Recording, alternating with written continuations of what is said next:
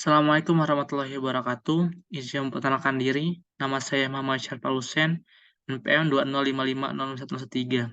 Pada kesempatan kali ini saya akan menjelaskan Project Communication Management yang telah saya lakukan selama mengerjakan capstone project pada studi independen yang telah saya ikuti. Project Communication Management sendiri memiliki tujuan untuk memastikan bahwa pembuatan, pengumpulan, penyebaran, penyimpanan, dan disposisi informasi project dilakukan dengan sesuai dan tepat waktu. Pada Project Communication Management kita ada 3 kegiatan yang dilakukan. Yang pertama ada Planning Communication Management dan output untuk menghasilkan Communication Management Plan.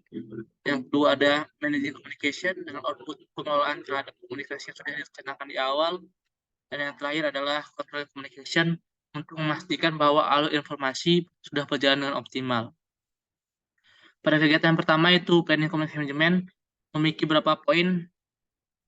Itu ada requirement komunikasi pemangku kepentingan, informasi yang akan dikomunikasikan, siapa yang akan menerima informasi, dan siapa yang akan memproduksinya.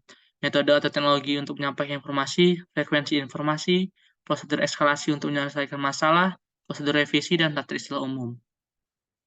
Di yang bisa kita lihat itu adalah communication management plan dalam bentuk table. Di situ ada stakeholders, nama dokumen, format dokumen, konten, dan juga tempo. Untuk stakeholder sendiri pada project kami itu ada 5 stakeholder, yaitu manager project, analisis sistem, desain sistem, program, dan juga tester. Untuk nama dokumen sendiri yang akan kita berikan kepada masing-masing stakeholder bisa kita lihat di samping itu ada weekly status report untuk manager project sampai dengan program dan tester implementation plan untuk stakeholder tester.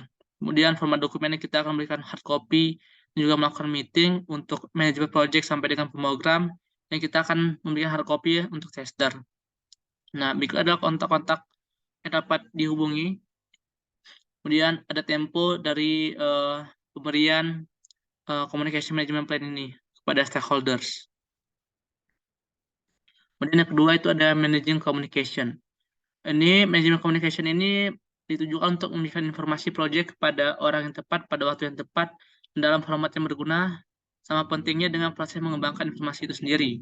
Kemudian pelaporan kinerja membuat para pemangku kepentingan mendapat informasi tentang bagaimana sumber daya digunakan untuk mencapai tujuan proyek.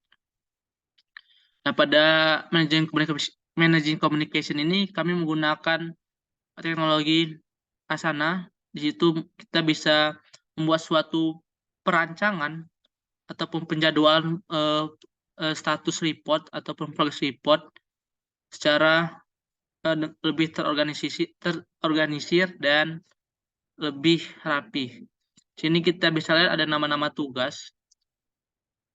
Di situ bisa kita lihat ada tugas perencanaan kebutuhan dan mentoring. Dalam tugas tersebut ada dibagi lagi menjadi subbagian tugas. Ada pembahasan fitur dan API yang akan digunakan sebagainya.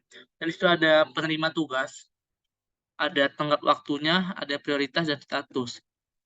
Di sini kita bisa lihat bahwasannya untuk progress report sendiri, di sini statusnya sudah ada sesuai rencana, ada tidak sesuai rencana. Ada skala prioritas dan juga ada status report dari tugas sendiri. Apabila sudah diceklis hijau seperti gambar, itu artinya sudah selesai dikerjakan. Yang terakhir adalah controlling communication. Tujuan utama pengendalian komunikasi adalah untuk memastikan aliran informasi yang optimal di seluruh siklus hidup project.